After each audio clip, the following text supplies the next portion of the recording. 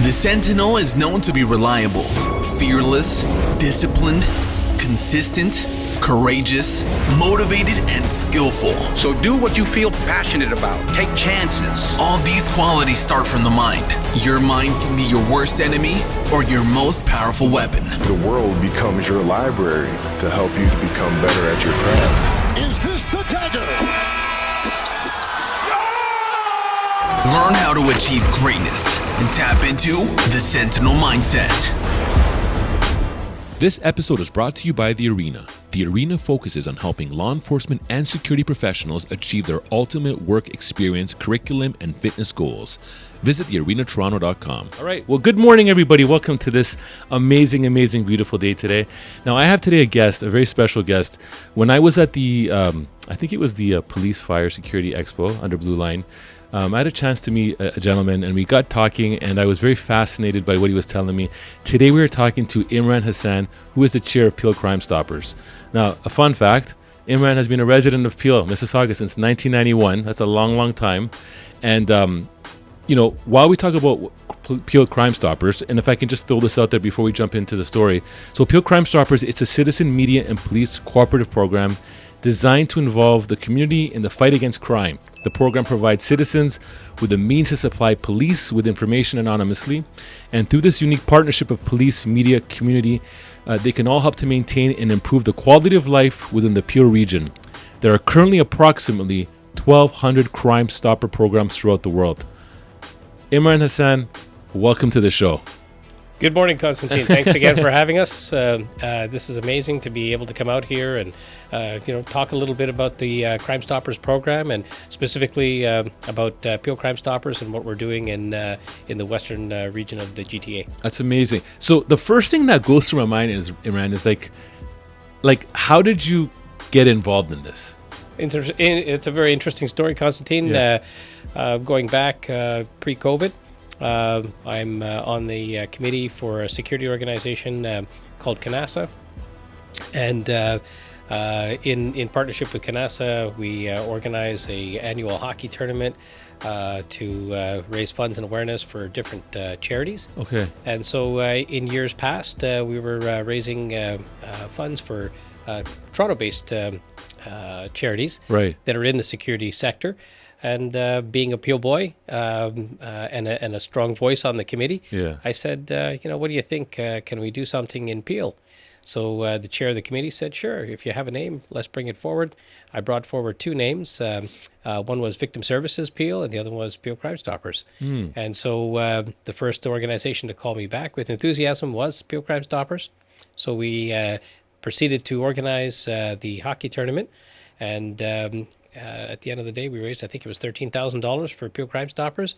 They immediately took an interest in who I was and wanted to know why, we were raising funds for Peel Crime Stoppers. And, my immediate answer to them was because we want to help build safer and stronger communities. And we know through a community-led organization like Crime Stoppers, we can do that. So they kind of kept in touch with me and continued to pursue me to join the board. And I was reluctant. Only because I was doing, what I was doing because it was the right thing to do. Right. And again, I do run a business in Mississauga. I've been in Peel since, the business has been in Peel since 83. I've lived there since 91. Wow. And I just didn't have the time capacity. And they didn't give up. They were persistent. And then I reluctantly accepted the role. Okay. To come on board as their fundraising chair. And then COVID hit. And so that kind of put the brakes on fundraising. So they asked me to stay on the board and help with board development, which I was able to do and bring other like-minded people onto the board to build that sort of collaborative team. Yes. And then after I was able to build out the board, they said, listen, this is really something that you've helped to organize, and now we want you to help lead it. Wow. So I took on the position as chair. So I'm just, sort of going with the flow. But it seems to me like this is passion-driven work to me. When just reading about you, speaking to you, this is not you looking at it and like, man, I got to do this. This is something that truly, it connects your heart. Like you're truly passionate about this. Indeed. We all have an immigrant story. Yeah. Mine started in 75 when my father, chose Canada as his home.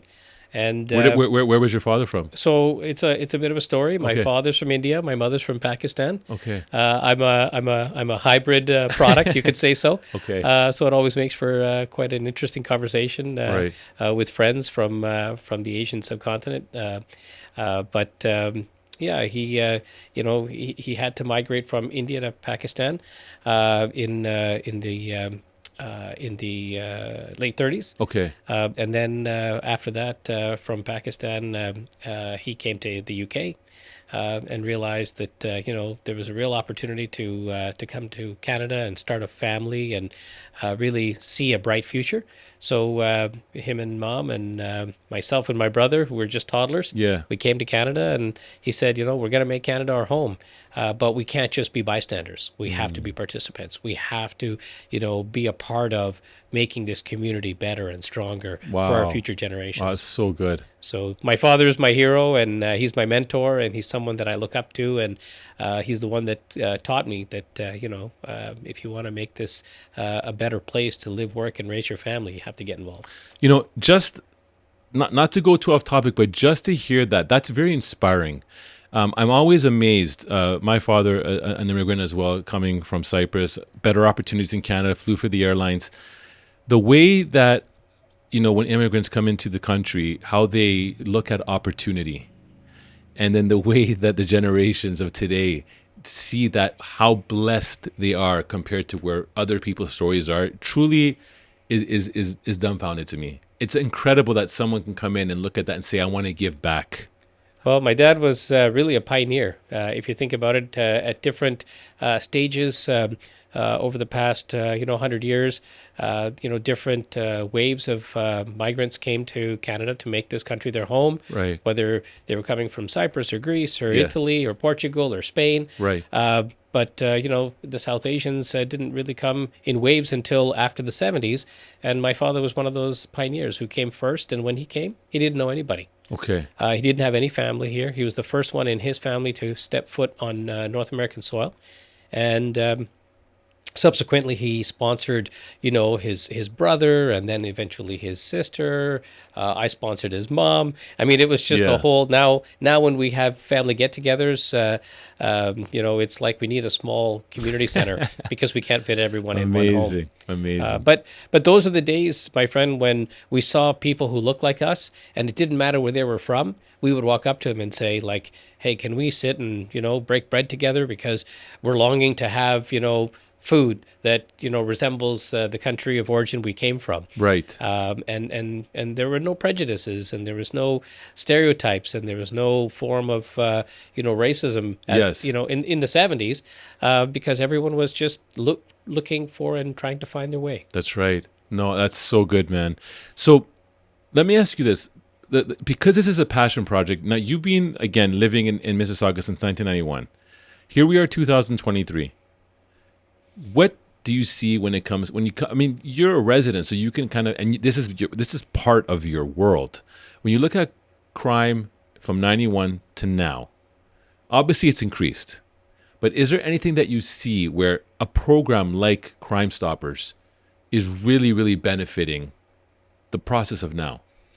So it's a very complex question, and probably not a simple answer. And Right. I'm going to try my best to give you a perspective. Yes. I can start by saying that newcomers that come from all around the world to make this country their home, may have had a negative interaction with the police in the countries they've come from. So when they come to Canada, they're often reluctant to, engage with the police, which kind of creates silos in the community. And I think organizations like Crime Stoppers, which is community-led, it's volunteer-based, we're not funded by any government in any sustainable way. We're really building, those partnerships with the community first, and then with stakeholders such as, the media as well as the public, and of course our first responders, not just police. but fire and paramedics. And that's what I really believe helps to strengthen the community, to help bring, to build bridges and bring people together. Because at the end of the day, our women and men in uniform, they're also citizens. They're also human beings that That's right. have feelings, and they outside of what they do as work, they're also moms and dads, and they're coaches and mentors for other people, either within their family or within their neighborhoods where they live.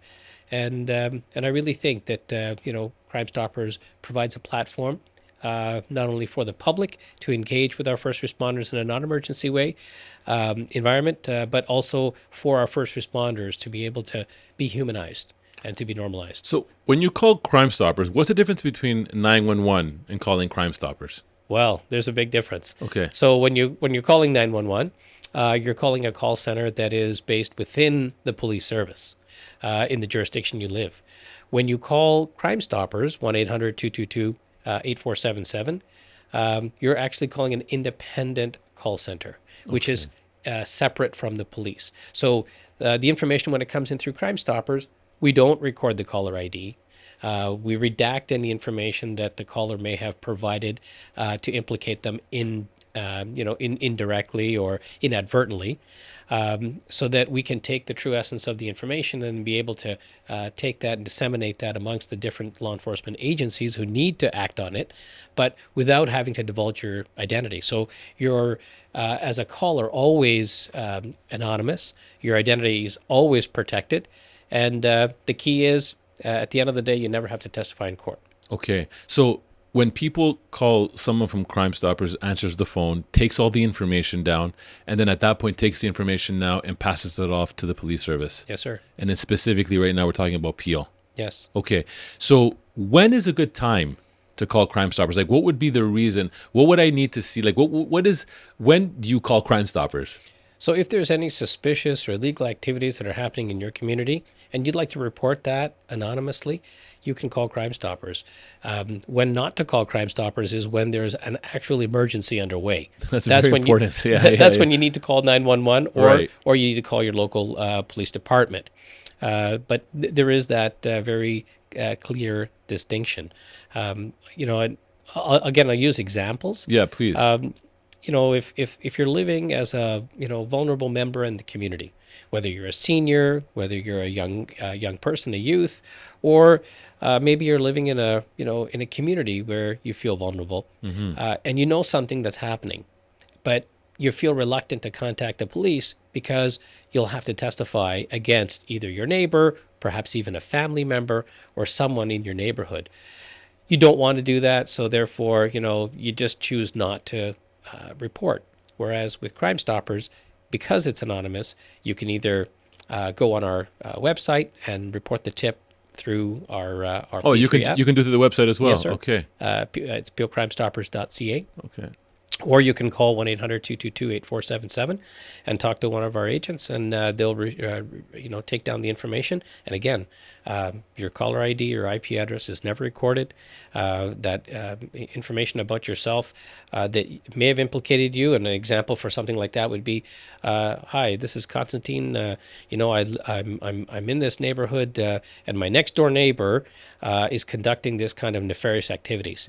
So the fact that you've now implicated yourself by saying you're the next door neighbor, the agents will remove that piece of information from the actual report itself, so that when the police get it, it won't be Constantine number one, it won't be the next door neighbor number two. Yes. Right. So all of that information is then redacted. All we know is that a caller called. This is the neighborhood or the address where the activity is happening, and then the police do their investigative work. Amazing. Have you noticed success stories or rates from people actually using the platform? So I can give you an example without using particulars. Yes. But that there's been a lot of cars being stolen in the GTA. Yes. So most recently there was a auto theft summit that was hosted by Peel Regional Police, and it included all the different police agencies in the GTHA. I'm going to say 2 summers ago, so I guess it was like 2021. In the summer of 2021, there was a car that was parked, in the back of a commercial complex parking lot. It was sitting there for days. The individual went by, noticed it. Obviously, they were a resident or a tenant of that office complex. They realized that the car has been parked there for a number of days. So they approached the car. They realized that the car was unlocked. They went into the glove compartment, found ID in the car, and immediately contacted the program to say, we have discovered something here that you may want to know about, and it seems very suspicious and unusual. Okay. The car, and then made the report, and from there the information was passed along to the police, who then staked out the neighborhood. And to make a long story short, it ended up that there was in that office complex what they call a chop shop.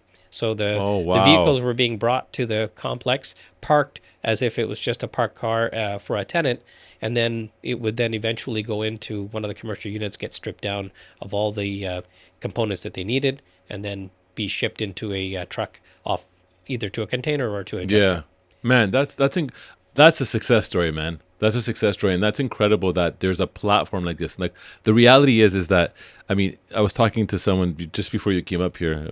I have someone coming in today from Crime Stoppers. He goes, two tips. It's like as kids, yes, this platform has been around, but I think this is also, I think that the way I look at this, Imran, is I think everyone should do their part. You know what I mean? And there's platforms here, and crime is increasing. Obviously, there's a lot of things. Vehicle thefts, as you said, has been increasing. If everyone can tap into platforms like this, it just makes people and their jobs easier. Now, in the past couple of years, police in general, the services across the world, have been getting a bad rep because of some bad apples. And I say some bad apples. That does not mean that many of the services that we have here today, because there's a lot of incredible work that the police are doing. With that being said, do you find people are hesitant a bit to try and, as they use the words, snitch or do anything of that sort? Do you find there's things that people don't want to support? Like, have you noticed anything at all like that from just feedback or from polling or anything of that sort? So it's a very good question, my friend.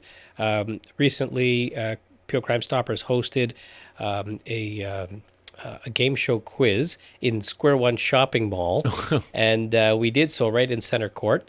And we invited the seniors community to come out and be in the audience and ask questions of first responders and receive tips from police, fire, and paramedics. It was a great exercise in which we were able to not only educate and bring awareness to those who are vulnerable in our community, but we also conducted a survey.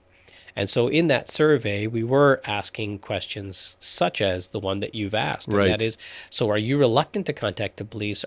Is there anything that, would make you hesitate contacting the police?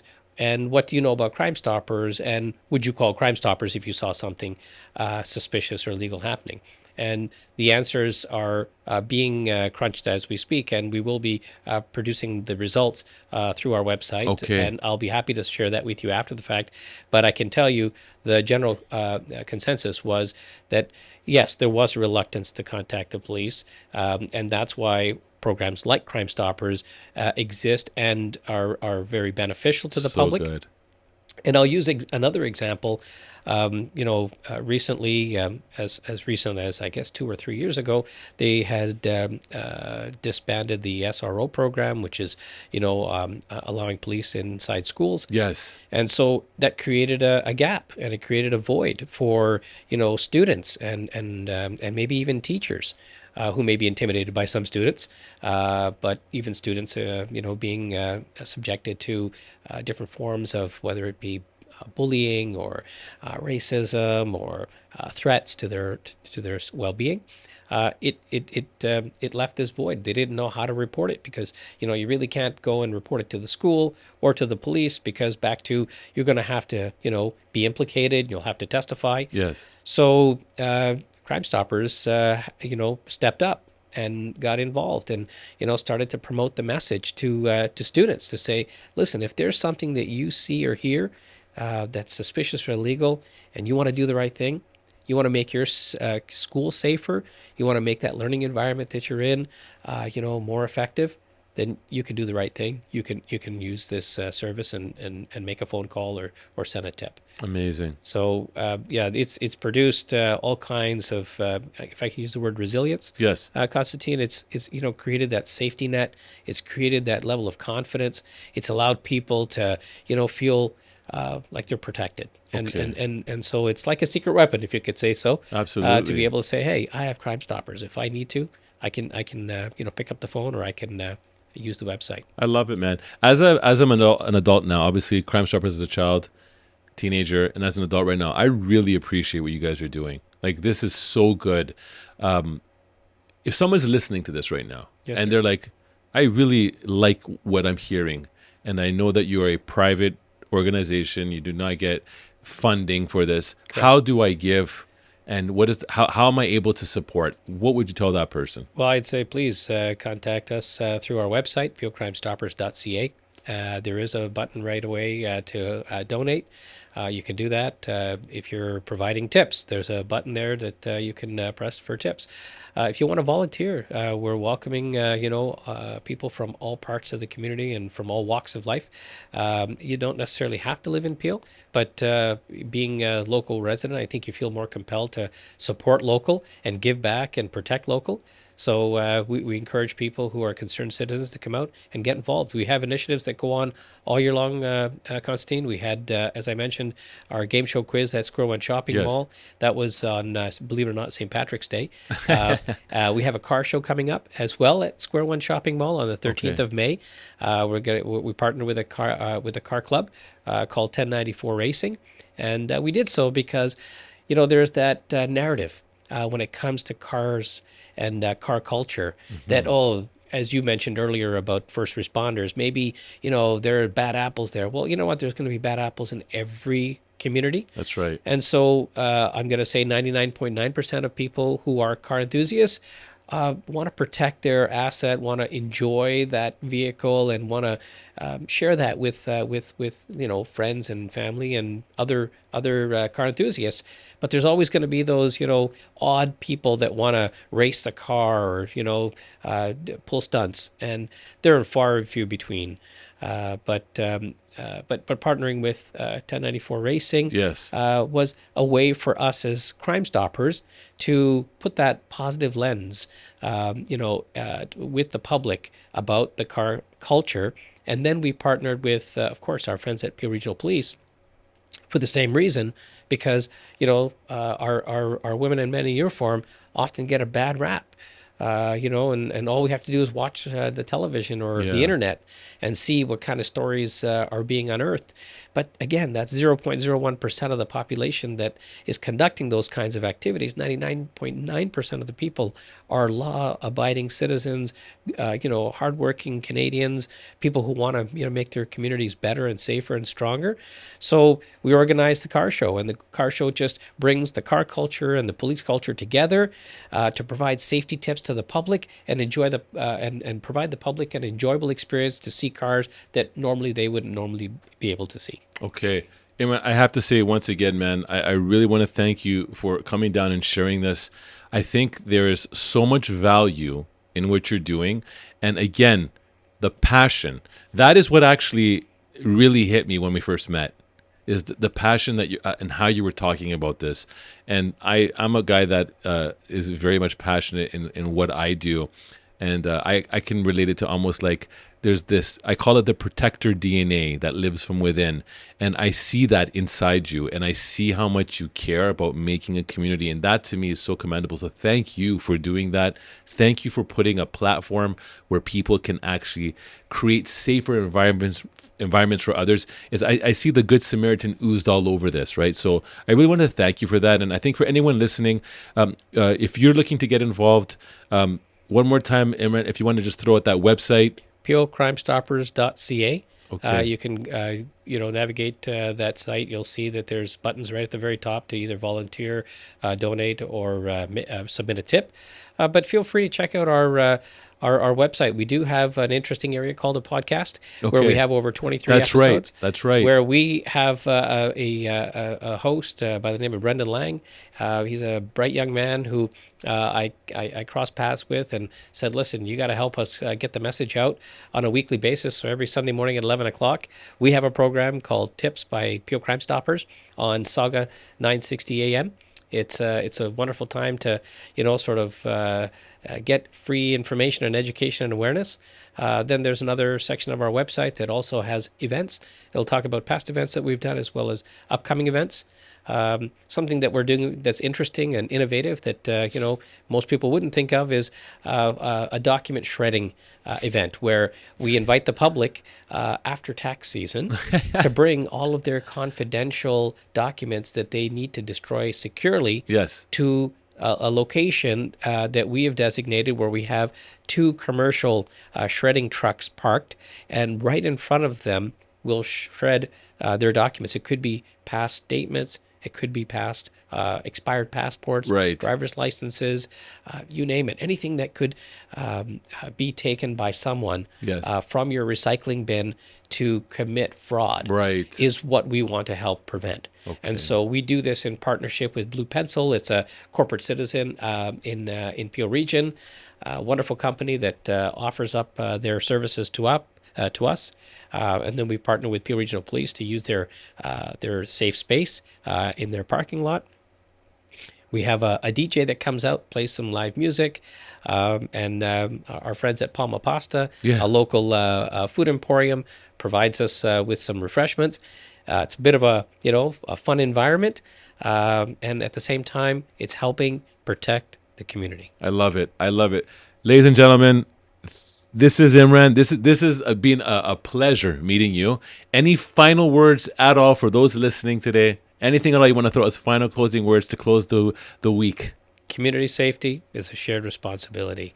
And you said it earlier, Constantine, if we can all just get involved in any meaningful way, and it doesn't have to be in a large, significant way, but it's about, keeping your eyes and ears open and keeping an eye on your neighbors. And, it's not being nosy and it's not snitching. It's about, caring. It's right. About wanting to protect your neighborhood, wanting to protect your space, whether it's your place of worship or it could be your school or your neighborhood or your park.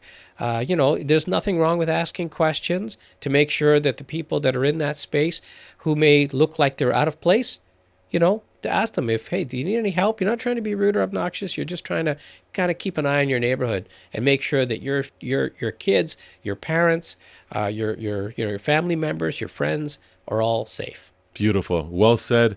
And again, I'm so thankful that I got a chance to connect, even talking behind camera, get to know you a bit more. And this is just the start of something amazing. And also, I want to throw a commitment on the air that if there's anything that we can do as well, I'd love to do something to bring more exposure to what you're doing, because I do believe in the cause and I think it's fantastic. Amazing. Thank you so much, Constantine, for this opportunity to help amplify the message of Peel Crime Stoppers and what the Crime Stoppers program does, not only here in Peel Region, but across Ontario, across Canada, around the world. You mentioned it earlier, and I'd like to repeat it. There are 1,200 chapters of Crime Stoppers worldwide.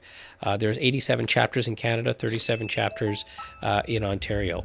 And, there's an opportunity for all of us to get involved and to help keep our communities safer. That's it, man. I love it. Well, thank you so much. Have a fantastic day, and let's enjoy the week. Thank you. Stay safe. Man. Yeah, thank you so much, man. Take care. This podcast is brought to you by Executive Protection Lifestyle Canada. Make sure to drop by next week and don't forget to subscribe.